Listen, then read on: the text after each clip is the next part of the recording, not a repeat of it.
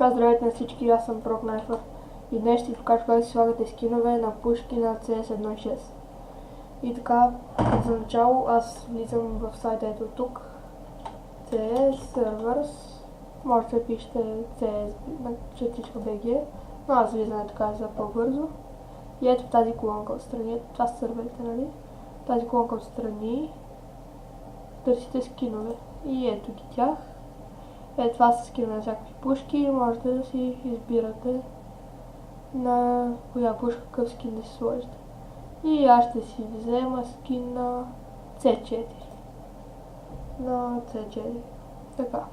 Това са всички скинове на C4. Вижте, има на iPhone. И аз бих си избрал ето този. Така. Добре, този избирам последно.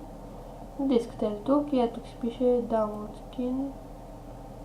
Дискате тук отстрани. Мен ми стека по този начин. И ето сега отваряте тази папка. Ако искате да си тегли точно някой скин, оставате прозореца минимизиран. Ако не искате, затваряте прозореца. И така, ето, това е нашата папка на iPhone 5 C4. Ето отваряте и ето това е нашия скин на C4 бомбата. И сега трябва да намерите вашата папка с Counter-Strike 1.6. И ето тази игра на Counter-Strike 1.6 LH 2012. Ето го. И сега просто трябва да влезете в папка Strike. След това ето виждате тези папки тук. От тези папки трябва да намерите вашата папка Models. Ето тук. Влизате в нея и тук не пипате нищо, само натискате, само взимате ето това тук,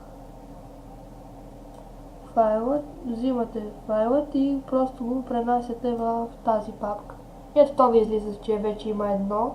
Това е обикновено C4 с неговия си скин, а това е новото C4, което сме си го взели сега като скин.